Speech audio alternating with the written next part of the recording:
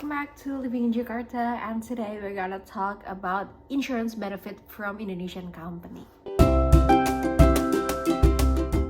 Alright, so one of the most important thing for me in deciding where to work or my future career is insurance benefit. Back then when I was an employee. Up till now, when I am an entrepreneur, I also think that insurance is one of the most important thing that we have to get in our life, especially health insurance and life insurance. Basically, I've been working in several different companies, from the small companies, small enterprises, startups, the settled company, big companies, and I've been an entrepreneur myself, so more or less I can give you some insights from all those experiences. So we can divide the company stage as from the small company or startup company or family-owned company as the first part, and then the medium scale company as the second part, and the big scale company as the third part. As for the first one, usually like a small firm or startups or maybe family-owned companies, they don't really offer insurance benefit because the company usually small sizes, like less than 10 people, and have smaller budgets than the medium scale or big scale companies. They are focusing on how to at least maintaining the business, keep it going with the current employees. So that's why they don't actually give attention to health benefits. And because health insurance or health benefits costs a fortune in Indonesia. So I think that's why not all companies offer health insurance. And the medium scale, usually they already give the insurance benefit, as in the ones coming from the government, which is actually which is mandatory from the government actually. It's called BPJS. I don't know if it is available or not for foreigners, but for us Indonesian citizens are it is a mandatory for us to have an insurance benefit called BPJS. That's from our government. That is basically a bare minimum that we have to get in our life, because whatever we want to open a bank account, we want to get a housing loan, a car loan, any kind of loans or banking service needed, we have to provide the proof that we have an ongoing BPJS insurance. So that's why it's very important. And actually BPJS can be used for almost all kinds of sickness, all kinds of disease, like the light ones, like maybe if you have GERD or maybe headache, you want to go to the ER, something like that, or even if you have to get admitted to hospital, or if you have heavy disease like maybe cancer or lung disease or something like that, they can cure you, they can give you the service, the health benefits through the BPJS, even if the insurance premium is only, like, if I remember right, it's only 35,000 rupees, more or less $2 per month.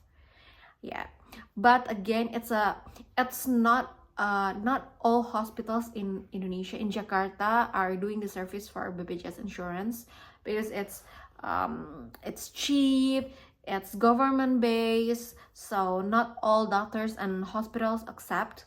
But you will find every region or every area that you're living with is obviously and for sure have at least one or two working hospitals or small hospitals, small clinic that can use the BPJS insurance. So the main benefit of BPJS is the main concern that the government wanted to have all citizens can be treated, can be getting the right access to health needs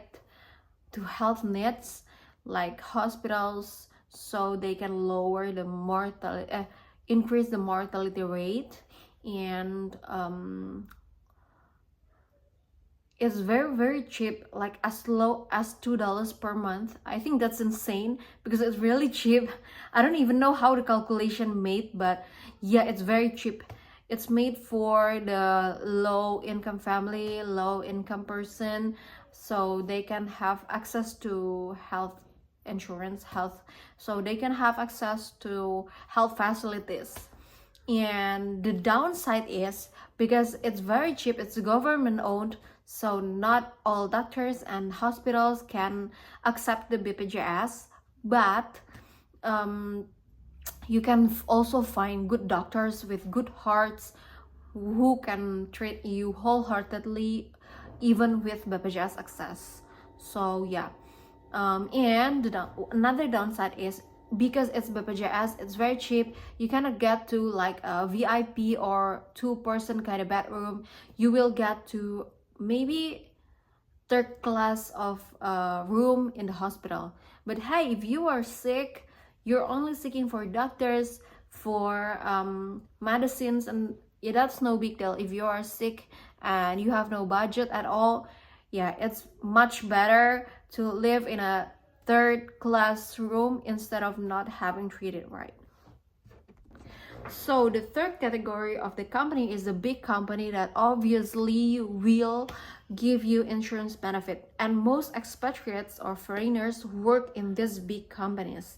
Why? Because big companies have bigger budgets, proper budgeting, and maybe proper bureaucracy, and they also need to take care of the employees' health because they don't really want to spend it on themselves, the risk of having to pay the employees' health needs, so they offer it to the insurance company. And every company have their own preference of which insurance company that they're working with, because it comes with a whole different package, whole different price.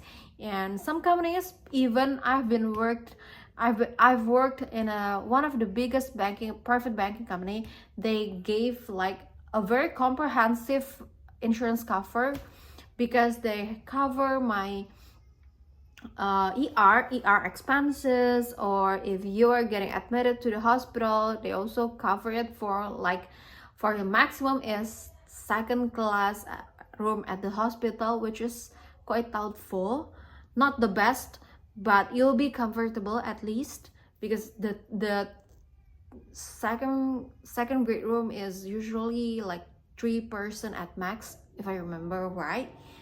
But if you want to upgrade, you can also upgrade by adding the cost by yourself. You have to pay it by yourself. And they also cover my glasses needs.